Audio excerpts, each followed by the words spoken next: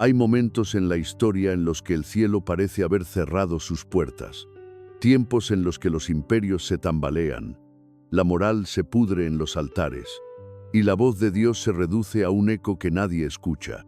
Así estaba Jerusalén, grande por fuera, vacía por dentro. Las calles llenas de oro, los templos repletos de incienso, pero en los corazones, tinieblas. En los ojos de los hombres, arrogancia. En la tierra del pacto, olvido. Y fue entonces, justo entonces, cuando apareció él. No era un guerrero, no era rey, ni siquiera sacerdote. Era simplemente un joven, un hijo de la ciudad, de mirada triste y palabras que aún no encontraban forma. Pero en su interior ardía algo, un peso, un susurro que nadie más oía. Algo lo inquietaba, algo lo impulsaba a caminar solo por los corredores del templo, a mirar los muros agrietados, a llorar por un pueblo que ni siquiera sabía que estaba muriendo. Se llamaba Isaías. Y aún no sabía que cambiaría la historia. Su tiempo era uno de caos y apariencias. La política era un juego de alianzas rotas. Los profetas se vendían por monedas. Los jueces distorsionaban el derecho. Los cantos en el templo eran hermosos, pero vacíos. Se ofrecían sacrificios, pero sin obediencia. Era como si todos supieran citar las escrituras, pero nadie conociera al Dios que las escribió. Fue entonces, en medio de todo eso, que ocurrió. Una mañana, como tantas otras, Isaías entró al templo, tal vez buscando consuelo, tal vez por costumbre, pero aquel día no sería como los demás, porque cuando levantó la mirada, lo vio. El cielo se abrió, el velo entre lo natural y lo eterno se rasgó, y allí, ante sus ojos, estaba el trono, elevado, majestuoso, inaccesible, y sobre él, el Señor, no como una figura difusa o un símbolo religioso. No, él lo vio con el alma, con el temor más profundo y con una certeza que jamás lo abandonaría. Alrededor del trono, criaturas que ardían, serafines, con alas cubriéndose el rostro, con alas ocultando sus pies, con alas temblando en vuelo, y clamaban, sin cesar, Santo, Santo, Santo es el Señor de los ejércitos. Toda la tierra está llena de su gloria. La tierra tembló, los cimientos del templo crujieron, y en el corazón de Isaías algo se quebró. ¡Ay de mí!, gritó. Estoy perdido, porque soy un hombre de labios impuros, y habito en medio de un pueblo impuro. Y mis ojos han visto al Rey. Pero Dios no lo destruyó, no lo ignoró. En lugar de eso, envió un serafín, con un carbón encendido tomado del altar, y lo tocó en los labios. Doloroso, ardiente, santo. Y el ángel dijo, tu culpa ha sido quitada, tu pecado ha sido perdonado. Isaías cayó de rodillas. El fuego no lo consumió, lo transformó. Y entonces oyó la voz. ¿A quién enviaré? ¿Quién irá por nosotros? En ese momento, sin pensar, sin medir consecuencias, sin garantías de éxito, Isaías respondió, heme aquí, envíame a mí. Así comenzó todo, no con multitudes, no con un milagro visible, sino con una visión que partió el alma, con una voz que aún resuena en la eternidad. Isaías fue sellado, llamado, marcado por el fuego de Dios. Y su vida jamás sería igual, pero su camino no sería fácil. Nadie le prometió gloria, nadie le dijo que sería escuchado. Al contrario, Dios le advirtió que su mensaje sería rechazado, que hablaría a corazones endurecidos, a oídos sordos, a ojos cegados por su propio orgullo. Y aún así, fue porque cuando uno ha visto el trono, ya no se inclina ante reyes. Cuando uno ha sentido el fuego del altar, no puede vivir tibio. Cuando uno ha sido llamado por el Eterno, Su vida ya no le pertenece. Y así, Isaías se convirtió en profeta, en poeta, en mártir, en vigía del porvenir. Anunció ruina, pero también restauración. Denunció pecado, pero ofreció perdón. Vio el exilio y soñó con el regreso. Y más aún, profetizó al Mesías. Mucho antes de que María lo concibiera, antes de que José supiera su nombre, antes de que un pesebre se convirtiera en cuna, Isaías ya lo había visto. He aquí, la Virgen concebirá y dará a luz un hijo, y lo llamarán Emmanuel. El pueblo que andaba en tinieblas vio gran luz.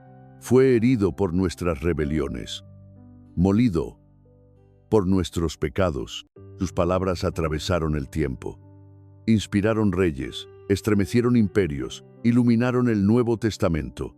Jesús mismo lo citó, los evangelistas lo exaltaron. Los apóstoles lo recordaron, porque Isaías no habló por sí mismo. Fue la voz de otro, de uno más alto, más santo, más eterno. Hoy, siglos después, su mensaje sigue vivo. En cada línea escrita arde una llama. En cada capítulo resuena el eco de un reino que vendrá. Y tú que escuchas estas palabras, no estás aquí por accidente. Porque aún hoy, Dios sigue buscando a alguien que diga, envíame a mí. Tal vez tú seas ese alguien. Tal vez esta historia no sea solo del pasado, sino también del presente y del futuro. Porque mientras haya oscuridad, se necesitarán voces como la de Isaías. Hombres y mujeres capaces de arder sin consumirse, de hablar sin temor, de amar sin reservas. Que al recorrer esta historia, no solo conozcas a Isaías, sino que veas al Dios que lo llamó, que sientas el fuego que lo transformó, y que escuches, tú también, la voz que aún pregunta, ¿a quién enviaré? Antes de ser profeta, fue niño. Antes de hablar en nombre del Eterno, aprendió a callar. Isaías creció entre columnas de piedra y canciones gastadas, en una ciudad que hablaba de Dios, pero que lo había olvidado hacía mucho tiempo. Jerusalén era bella, como un templo lleno de espejos. Todo brillaba, pero nada era real. El oro relucía en los altares, pero el corazón del pueblo estaba seco. Y mientras los sacerdotes danzaban ante ídolos invisibles, Isaías caminaba solo, oyendo algo que nadie más parecía oír, el ruido del silencio divino. Su padre era del linaje real, pero sin corona. Su madre le enseñó a leer los salmos, pero no podía explicarle por qué Dios no respondía. Desde niño, Isaías sentía que el mundo tenía una grieta, que algo, allá arriba, había dejado de mirar hacia abajo. Y aunque otros se conformaban con rezar por costumbre, él buscaba algo más. No paz, no riqueza. Buscaba una voz. Pasaba horas en el templo, observando las sombras proyectadas por los candelabros. Leía los rollos antiguos con manos temblorosas. Escuchaba a los levitas cantar y se preguntaba si Dios todavía escuchaba. ¿Dónde estaba el fuego de los días de Moisés? ¿Dónde el trueno que habló con Elías? ¿Dónde la nube que guiaba al pueblo en el desierto? Silencio, solo silencio, pero un silencio que respiraba, un silencio que observaba. Y fue en ese silencio donde comenzó su llamado. Un día, mientras el pueblo celebraba el reinado de Uzías, el joven Isaías subió a uno de los patios altos del templo. Quería estar solo. Desde allí podía ver los tejados dorados, las calles llenas de perfumes y comercio, los soldados desfilando con sus espadas relucientes. Todo parecía fuerte, todo parecía en orden, pero él sabía la verdad. El reino estaba podrido desde adentro. Había juicios en los portones, pero no justicia. Había sacrificios en los altares, pero no obediencia. Y entonces entendió algo que nunca olvidaría. La ruina espiritual siempre precede a la ruina visible. Isaías bajó la vista. No lloró, no gritó, solo susurró, casi sin voz. ¿Dónde estás, Señor? ¿Nos has dejado solos? Y entonces, por primera vez en su vida, lo sintió. No fue un rayo, ni un terremoto, ni una visión gloriosa. Fue como una brisa que rozó su alma, como una presencia que no necesitaba forma, como una mano invisible que le decía: estoy aquí, pero pocos me buscan. Desde ese día, Isaías ya no fue el mismo. Comenzó a soñar con escenas que no entendía: ciudades ardiendo, reyes cayendo, hombres con labios sellados, ángeles que lloraban sobre Jerusalén. Se despertaba sudando, con palabras que no eran suyas grabadas en el pecho. No sabía si estaba perdiendo la razón o encontrándola. Una noche tuvo un sueño distinto, no de fuego, no de guerra. Soñó con un niño de rostro humilde y luz en los ojos. Estaba solo, pero no triste. Caminaba por el mismo templo que Isaías conocía, pero todo era distinto. El oro no brillaba, y sin embargo, todo resplandecía. El niño tocaba las piedras, y ellas susurraban secretos. Se detenía ante los altares, y ellos ardían de nuevo. Isaías quiso hablarle, pero no pudo. Y justo antes de despertar, el niño lo miró y sonrió. A partir de entonces, supo que tenía que prepararse. Empezó a retirarse del bullicio, a caminar por los márgenes de la ciudad, a hablar con los pobres, con los mendigos, con los que nadie miraba. Y cuanto más bajaba, más alto oía la voz. Aprendió que Dios no grita entre la multitud, sino que susurra en los márgenes. No se revela en los tronos, sino en los lugares olvidados.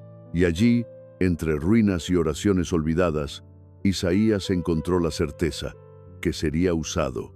No sabía cómo, no sabía cuándo, pero sentía que había sido llamado antes de nacer, que cada silencio de su infancia era preparación, que cada soledad era entrenamiento. El día en que el rey Usías murió, Jerusalén se cubrió de luto. Era un rey fuerte, pero orgulloso. Había entrado al templo como sacerdote y salió maldito. Su final fue el reflejo del país. Poder sin reverencia, forma sin espíritu. Isaías caminó entre los dolientes, pero su rostro no reflejaba dolor, reflejaba decisión. Aquel día, sin decir nada a nadie, entró solo al templo. Se arrodilló y dijo: si aún estás aquí, muéstramelo. No quiero religión, quiero realidad. El cielo escuchó. Lo que ocurrió entonces no fue un sueño, no fue una visión común, fue un desgarro en el velo del mundo, una apertura entre lo eterno y lo temporal. Y aunque esa escena será contada más adelante, aquí comienza su raíz. El corazón de un joven que se atrevió a buscar a Dios en tiempos donde todos fingían conocerlo. Isaías no fue elegido por fuerza, ni por sabiduría. Fue elegido por sensibilidad, porque supo leer el silencio, porque supo llorar cuando todos reían, porque no cerró su corazón al dolor de su pueblo, porque en medio de una ciudad que hablaba sin parar, él escuchó. Y es así como comienza la historia de uno de los más grandes profetas de todos los tiempos. No con fuego, no con trompetas, sino con silencio. El hijo del silencio. El templo estaba en penumbra. Las columnas gigantescas se alzaban como gigantes dormidos, y el incienso flotaba en el aire como si aún buscara a quien complacer. Isaías caminaba lentamente entre los muros sagrados, sin testigos, sin ruido, sin altar encendido. Lo que antes fue el corazón palpitante de Israel, ahora era una cáscara vacía, aún reluciente, aún imponente, pero sin alma. Y fue precisamente en ese vacío donde Dios decidió hablar, no con palabras, con presencia, Isaías sintió primero un estremecimiento en los huesos, no de frío, sino de eternidad. Algo inabarcable, inexplicable estaba descendiendo. Lo supo en lo más profundo. Y entonces lo vio. Un trono, alzado, glorioso, rodeado de una luz que no venía del sol. El templo ya no era templo, era cielo. Y quien estaba sentado en ese trono no tenía rostro humano, pero Isaías sabía quién era. Su túnica llenaba todo el lugar, como si la santidad misma reclamara cada rincón. No podía moverse, no podía hablar. Solo respirar era un acto temerario. Alrededor del trono, criaturas nunca vistas, serafines, ardientes, con 6 alas cada uno, 2 para cubrir su rostro, porque ni ellos se atrevían a mirar al santo, 2 para cubrir sus pies, porque ni ellos se consideraban dignos de pisar el suelo sagrado, y 2 para volar, porque en su vuelo proclamaban una única frase, repetida sin cesar: Santo, santo, santo, es el Señor de los ejércitos. Toda la tierra está llena de su gloria. No era un canto, era un temblor. Las paredes vibraban. El suelo se estremecía. Y sin embargo, Isaías no sentía miedo humano, sentía reverencia. Sí, pero también un quebranto imposible de contener. Él, un hombre de carne y errores, estaba ante lo imposible. Sintió vergüenza, no por lo que había hecho, sino por lo que era, un ser quebrado, un hombre de labios impuros, que vivía entre un pueblo impuro. ¿Cómo podía existir ante semejante santidad? ¿Cómo no ser consumido? Cayó de rodillas, con los ojos anegados en lágrimas. Y entonces, sin que nadie lo empujara, gritó: «¡Ay de mí, estoy perdido! Porque mis labios están sucios, y he visto al Rey, al Señor de los ejércitos». No esperaba respuesta, solo esperaba juicio, pero el fuego no descendió para destruir, descendió para purificar. Uno de los serafines voló hacia el altar. Tomó con tenazas un carbón encendido, una brasa viva, no simbólica, sino real, ardiente, sagrada, y voló hacia él.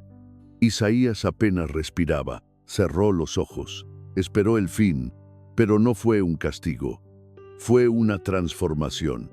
El ángel tocó sus labios con la brasa. Un ardor recorrió todo su ser, no físico, sino espiritual, como si cada mentira, cada silencio cobarde, cada palabra vacía dicha en su vida, fueran quemadas en ese instante. Y entonces la voz del ángel resonó, suave y firme: «Esto ha tocado tus labios. Tu culpa ha sido quitada y tu pecado perdonado». Isaías no sabía si llorar o adorar. Se sentía vacío y lleno al mismo tiempo, ligero como si hubiera dejado atrás siglos de peso. En ese instante comprendió algo que marcaría su destino. Antes de hablar en nombre de Dios, uno debe ser quemado por él. Fue entonces cuando oyó la voz, no la del ángel. La voz no retumbó en las paredes, sino en el alma. Y decía: «¿A quién enviaré? ¿Quién irá por nosotros?». No era una orden, era un llamado. No era una exigencia, era una invitación. Una que exigía todo, sin prometer nada. Isaías no lo pensó, no consultó a nadie, no pidió garantías. Simplemente se levantó temblando, pero decidido, y dijo: «Heme aquí, envíame a mí». El cielo lo aceptó, no con aplausos, no con promesas, sino con silencio. Un silencio distinto del que lo había acompañado toda su vida. Esta vez era un silencio lleno, repleto, que decía sin decir: «Ahora eres mío». Y así fue como comenzó su misión, no con coronas, no con libros, sino con labios quemados. El niño que aprendió a oír el silencio, ahora hablaría con palabras de fuego. Había aceptado el llamado, había visto el trono, había sentido el fuego. Sus labios ya no eran suyos, y sus palabras no nacerían más de su voluntad, sino de un designio eterno. Pero Isaías pronto descubriría que ser profeta no era ser aplaudido, ni querido, ni siquiera comprendido. Ser profeta era convertirse en señal viviente, en advertencia andante, en herida abierta que habla por el cielo. Los primeros días tras su llamado no fueron gloriosos.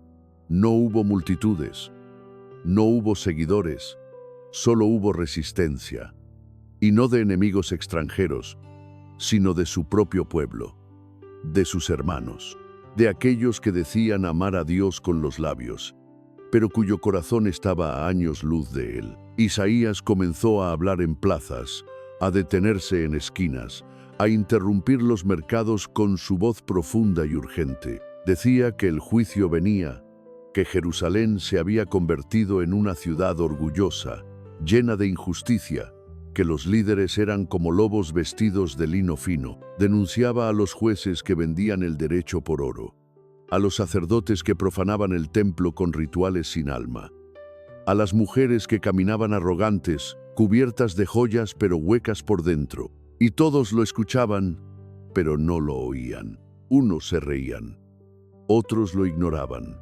Los más devotos lo consideraban exagerado. ¿Acaso no eran ellos el pueblo escogido? ¿No estaba el templo aún en pie? ¿No descendía el incienso cada mañana? ¿No prosperaban las cosechas? No tenemos necesidad de arrepentirnos, decían. Todo está bien. Pero Isaías sabía que el juicio siempre llega así. Cuando todos piensan que no pasará nada, entonces Dios le dio una orden extraña, una visión que parecía más un castigo que una misión. Ve y dile a este pueblo, escuchen, pero no entiendan, miren, pero no comprendan. Engruesa el corazón de este pueblo, haz que sus oídos se vuelvan sordos y que sus ojos no vean. Isaías se quedó en silencio. Predicar para que no escuchen, anunciar para que no crean, gritar sabiendo que nadie responderá. ¿Hasta cuándo, Señor?, preguntó, y la respuesta fue dura: hasta que las ciudades queden desiertas, las casas sin habitantes y la tierra arrasada como un campo seco. Esa era su misión, ser la voz que habla al vacío, el mensajero que nadie escucha. Y sin embargo, no se detuvo, porque comprendió que profetizar no era un acto de éxito, sino de obediencia, que su tarea no era convencer, sino advertir, que el fruto de sus palabras no sería inmediato, pero sí eterno. Entonces comenzó su peregrinaje. Fue al palacio, habló con reyes, les advirtió que confiar en alianzas humanas sería su ruina, que Egipto no salvaría a Judá, que Asiria no era amiga, sino un látigo. Fue al campo, habló con campesinos, les recordó la ley olvidada, el descanso de la tierra, el trato justo con el extranjero. Fue al templo, lloró entre los muros, tocó las puertas que ya no respondían, se sentó en las escaleras y desde allí gritó: volved al Santo de Israel, limpiaos, enderezad vuestros caminos, dejad la hipocresía. Porque el día del Señor viene y no será suave. Y aunque pocos le creían, seguía. Un día, caminando por los barrios altos, vio a un grupo de ancianos bebiendo vino, hablando de política y burlándose de las advertencias proféticas. Uno de ellos lo señaló, riendo: ahí viene el soñador, el que habla con ángeles y ve fuego en sus sueños. ¿Qué traes ahora, hijo de las visiones? Isaías no se inmutó. Se acercó con los ojos encendidos y les dijo: traigo el futuro, no porque lo merezcan, sino porque Dios aún tiene misericordia. Pero sus burlas no lo retrasarán, y cuando el juicio llegue, no dirán que no fueron advertidos. Y se marchó, dejando silencio tras de sí. Así fue su vida, una cadena de palabras ardientes, lanzadas a oídos sordos. Pero cada palabra, aunque no escuchada, era sembrada. Aunque el terreno parecía piedra, Dios guardaba semilla, y en medio del rechazo, Isaías fue encontrando algo más grande que la aceptación: la fidelidad. comprendió que el profeta no siembra para su tiempo, sino para el tiempo de Dios, que su dolor era parte del mensaje, que la soledad era la corona invisible de quien se atreve a decir la verdad, y que, aunque nadie escuchara, el cielo sí lo hacía. El pueblo esperaba un guerrero, uno que cabalgara con espada alzada, con mirada de león y voz de trueno. Un rey como David, pero más fuerte, más temido, uno que acabara con los enemigos, que hiciera temblar a Asiria, que devolviera a Israel su gloria y su orgullo. Pero Isaías veía otra cosa. Veía un niño, no un símbolo, no una metáfora, un niño real, nacido no en palacio, sino entre ruinas, no hijo de nobleza, sino de una joven que nadie recordaba, no envuelto en oro, sino en silencio. Y aún así, en ese niño, latía el universo. Al principio, Isaías dudó de su propia visión. ¿Un rey sin ejército? ¿Un salvador sin corona? ¿Un Mesías que no grita, que no aplasta, que no se impone? Pero la voz de Dios no le dejaba espacio para la duda. En la quietud de la noche, entre sueños y temblores, el mensaje se repetía con claridad cristalina: «He aquí, la Virgen concebirá y dará a luz un hijo, y lo llamarán Emanuel». Dios con nosotros. Era impensable, era escandaloso, era divino. Isaías escribió esas palabras con manos temblorosas. Y aunque su pluma trazaba tinta, su alma grababa fuego. No entendía del todo lo que profetizaba, pero sabía que era verdad, una verdad que no nacía del tiempo, sino del cielo. Y así comenzó a anunciarlo, no al pueblo primero, sino a sí mismo. Se repetía la promesa como un mantra sagrado, como un escudo contra el cinismo, como un faro en su oscuridad. Un niño nos es nacido, un hijo nos es dado, el principado sobre su hombro, y se llamará Admirable, Consejero, Dios fuerte, Padre eterno, Príncipe de paz. La primera vez que lo gritó en la plaza, lo miraron como a un loco. Un niño, ¿ese será nuestro Salvador? ¿Un infante llorando en pañales va a derrotar al imperio? Y se rieron, lo escupieron, lo dejaron solo. Pero Isaías ya no necesitaba aprobación. Había visto demasiado. Había oído lo que los demás no podían escuchar. Y cada burla era solo una confirmación más de que el mundo no estaba preparado para la verdad. Comenzó entonces a escribir no solo para los vivos, sino para los que vendrían. Rollo tras rollo, palabra tras palabra. Isaías fue construyendo un mapa profético, no de caminos, sino de destinos. Un Mesías que vendría, sí, pero no como ellos querían, sino como Dios lo había soñado. Sería despreciado, rechazado, varón de dolores, experimentado en quebranto. No levantaría la voz en las calles, no rompería la caña cascada, no apagaría el pabilo humeante, sufriría, y por sus heridas muchos serían sanados. Cada vez que Isaías escribía sobre ese siervo doliente, sentía como si él mismo estuviera siendo herido, como si el futuro traspasara su alma para dejarle una marca. Lloraba en las noches, no por miedo, sino por reverencia, porque estaba escribiendo sobre alguien que cambiaría el mundo, pero que sería ignorado por él.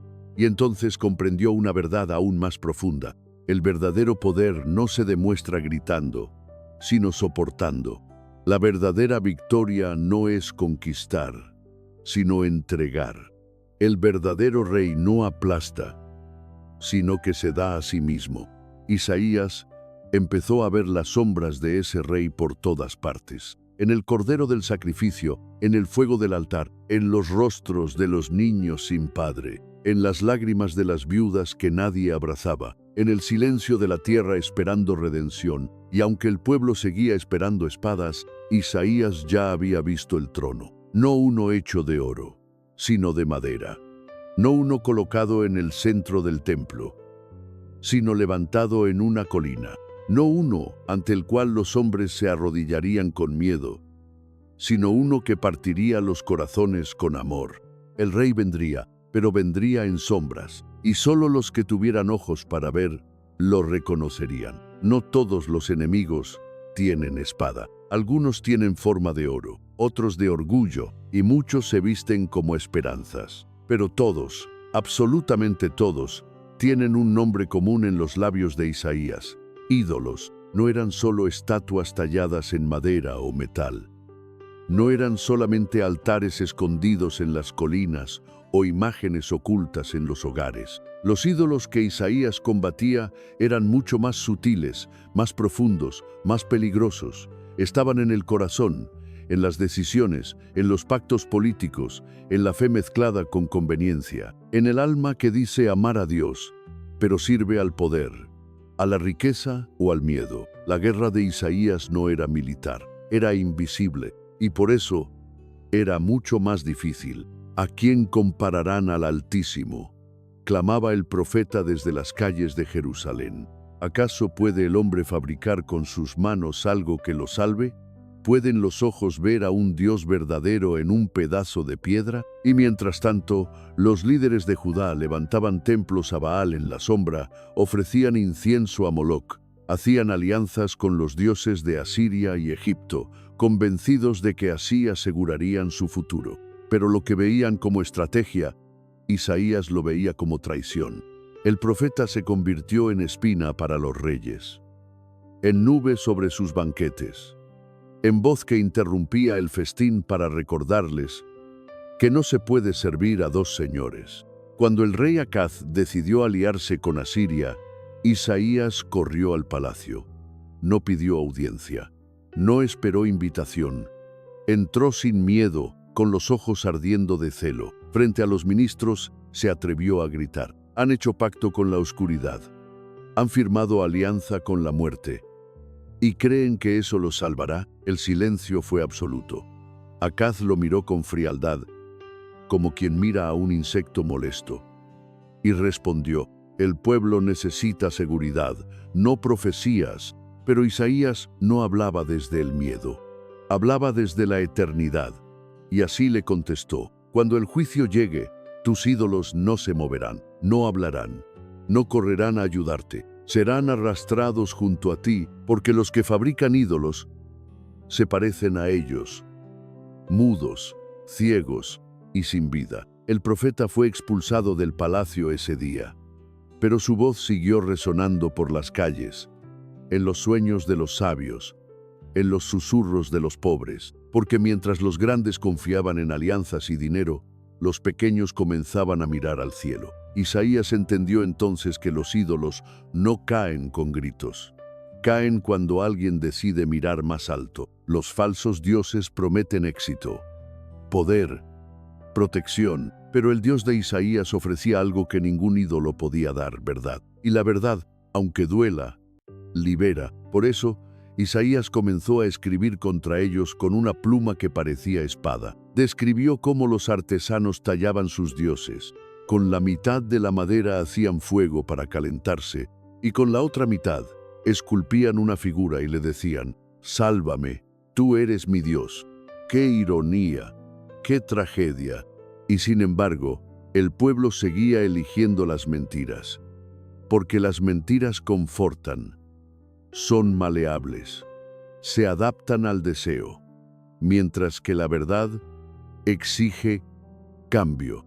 Pero Isaías no cedía. Se internó en los caminos de Judá, predicando en pueblos olvidados, en mercados, en esquinas, a veces con palabras dulces, otras con imágenes violentas, siempre con el corazón quebrado, porque no odiaba al pueblo, lo amaba, y por eso hablaba, lloraba por ellos, ayunaba por ellos, intercedía por ellos, hasta que, en uno de sus últimos discursos, elevó su mirada al cielo y dijo: caerán todos los ídolos, las imágenes serán quebradas, el hombre huirá a las cuevas, avergonzado de aquello en lo que confió, y solo quedará uno en pie, el Santo de Israel. Y ese día Isaías supo que su guerra no era en vano, porque cada palabra pronunciada era una grieta más en la estatua.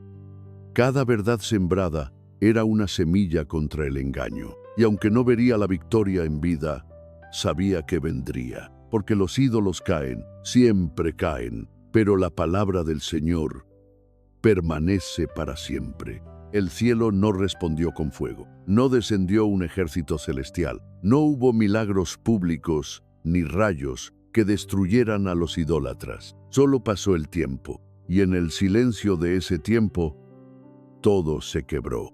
La ciudad amada, la Jerusalén de las promesas, comenzó a pudrirse desde adentro, no por falta de murallas, sino por exceso de soberbia, no por armas enemigas, sino por la corrupción de su propio corazón. Isaías, ya envejecido, caminaba por los callejones de una ciudad que ya no reconocía. Donde antes se oían cánticos en el templo, ahora había negociaciones turbias. Donde antes se alzaban oraciones, ahora reinaba la indiferencia. Los jueces ya no dictaban justicia, sino precio. Los príncipes no eran pastores, sino depredadores. Y el pueblo, cansado, desilusionado, mudo.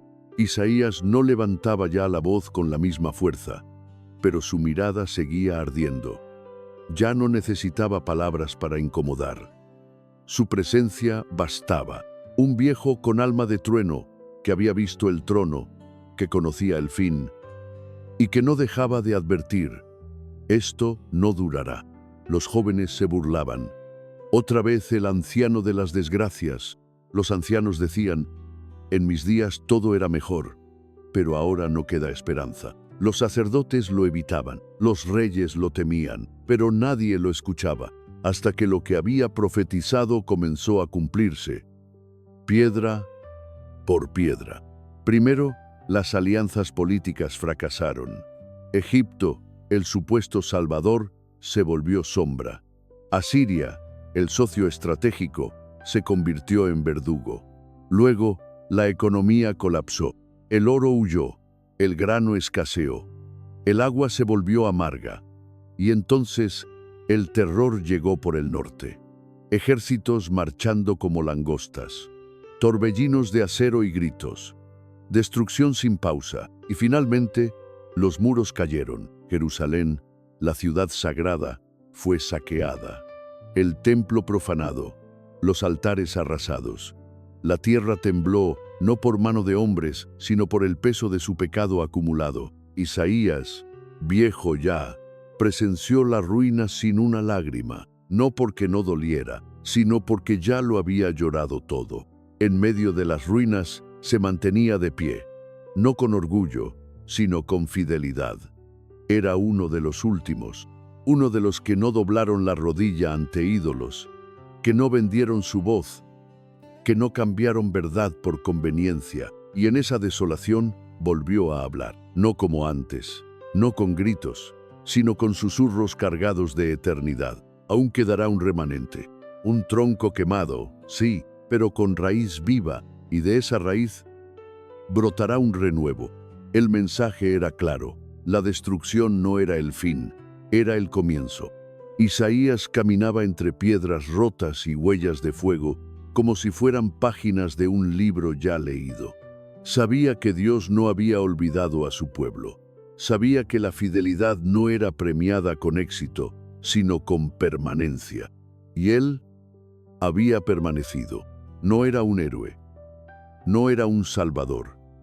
Era un testigo, uno que había visto el pecado, uno que había soportado el desprecio, uno que había escrito en papiros lo que solo entenderían generaciones futuras. Y aunque todo a su alrededor parecía perdido, Isaías sabía que la historia de Dios nunca termina en cenizas. La fidelidad de esa palabra casi extinta era más poderosa que cualquier imperio, más fuerte que los ejércitos, más real que las promesas humanas. Porque la fidelidad no se mide en resultados, sino en raíces. Y en Isaías, la raíz seguía viva. Un día, mientras descansaba bajo un árbol seco, uno de sus discípulos le preguntó: «Maestro, ¿cómo puedes seguir creyendo si todo se ha derrumbado?» Isaías cerró los ojos.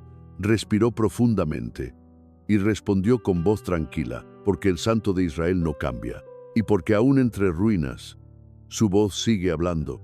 Y en ese instante lo entendió todo. No había predicado en vano, no había llorado en vano, no había sido rechazado en vano. Cada palabra había sido semilla, cada advertencia, una raíz, cada visión, una promesa, porque incluso cuando todo parece acabado, Dios siempre guarda un resto fiel. Y entre las ruinas, ese resto comenzaba a despertar. Las ruinas no hablan, no tienen voz, pero Isaías sabía escuchar lo que el viento susurra entre piedras partidas, entre columnas caídas, entre muros que alguna vez protegieron y ahora solo eran testigos mudos de la derrota. Allí, entre polvo y silencio, el profeta no veía solo la devastación del presente, veía lo que vendría, una semilla, una promesa enterrada bajo años de pecado, sangre y exilio, una esperanza que se ocultaba en las sombras. Durante años, Isaías había profetizado juicio, y el juicio había llegado. Pero desde hacía tiempo, su voz había empezado a cambiar. Ya no era solo un eco del trueno divino, sino también un murmullo de misericordia.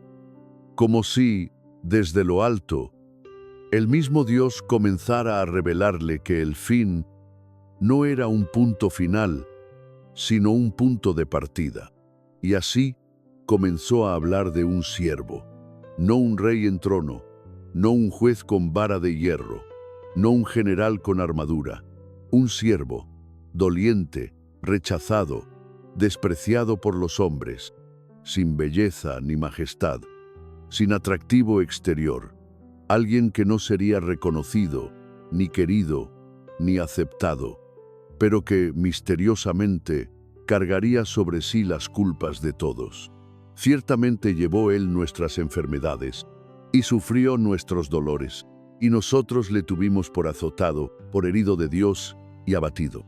Mas él herido fue por nuestras rebeliones, molido por nuestros pecados. El castigo de nuestra paz fue sobre él, y por su llaga fuimos nosotros curados. Isaías escribió esas palabras con lágrimas, porque, aunque hablaba del futuro, sentía como si ese siervo ya habitara dentro de él, como si ya lo viera caminar entre los hombres, silencioso, incomprendido, irreconocido. No era la figura que el pueblo esperaba, pero era la figura que el cielo había escogido. Y entonces, Isaías entendió que la esperanza no siempre brilla. A veces, se oculta en la sombra de un exilio, en la herida de una pérdida, en la lágrima que nadie ve, en la espera larga e insoportable.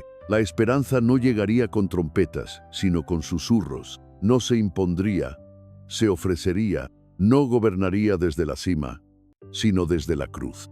Y aún así, sería más fuerte que cualquier imperio. El profeta comenzó entonces a escribir con otro tono, ya no solo como advertencia, sino como consuelo, como bálsamo para generaciones futuras que vivirían en la oscuridad y necesitarían una chispa, una palabra, un recuerdo. Escribió de un futuro donde los pueblos caminarían a la luz del Señor, donde las espadas serían convertidas en arados, donde no habría más llanto ni dolor, donde un niño jugaría junto a la cueva del áspid, y el león y el cordero habitarían juntos.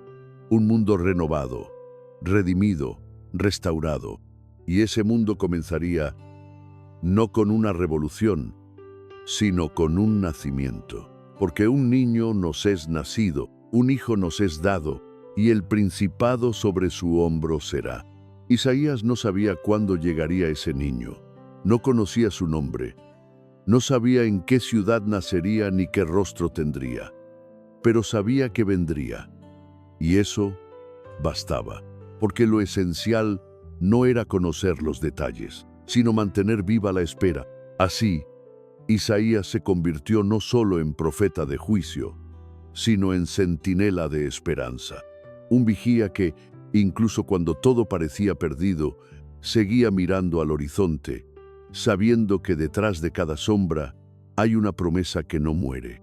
Muchos no entendieron sus palabras, Algunos las olvidaron, otros las despreciaron, pero los humildes, los quebrantados, los silenciosos, comenzaron a guardarlas. Y fue a ellos, no a los poderosos, que el mensaje llegó con más fuerza, a una madre estéril, a un extranjero temeroso, a un joven que dudaba, a un anciano que no veía, a los que no tenían voz, ni posición, ni poder. Ellos serían los primeros en ver la luz, porque la esperanza escondida en las sombras no se revela a los ojos altivos, sino a los corazones abiertos. Y esa fue la última gran visión de Isaías. El anciano, que había recorrido caminos de fuego y lágrimas, murió sin ver la llegada del siervo, pero murió con paz, porque sabía que sus palabras no habían caído en tierra seca, habían sido enterradas. Sí, pero como semillas, y cuando el tiempo se cumpliera, esa semilla florecería en forma de un niño, de un siervo, de un rey diferente, de una cruz, y entonces todos sabrían que Isaías no fue un loco ni un trágico, sino un mensajero de la esperanza más grande que el mundo jamás haya conocido. Y así terminó la vida de Isaías, no con aplausos ni coronas, sino con la paz silenciosa de quien cumplió su llamado. Él no vio al siervo, pero lo esperó. No caminó por el mundo nuevo que profetizó, pero sembró cada palabra como quien planta árboles, sabiendo que no se sentará a su sombra. Su voz, tantas veces ignorada en vida, se convirtió en eco eterno en los siglos que siguieron. Hoy, mientras escuchas esta historia, tal vez sientas que Isaías hablaba también para ti, para tu dolor, para tu búsqueda, para tu noche, porque su mensaje sigue vivo. La esperanza no ha muerto, el consuelo existe, Dios no ha olvidado. Y si estas palabras te tocaron, si algo dentro de ti se estremeció o encontró luz en medio de tanta sombra, entonces haz que esta historia viaje más lejos. Dale un me gusta, compártela con quienes aún esperan y suscríbete para seguir descubriendo las huellas escondidas de los elegidos a lo largo de los tiempos. Que el eco de Isaías no se apague, que su llama siga ardiendo en corazones que aún creen, porque a veces una historia puede cambiarlo todo.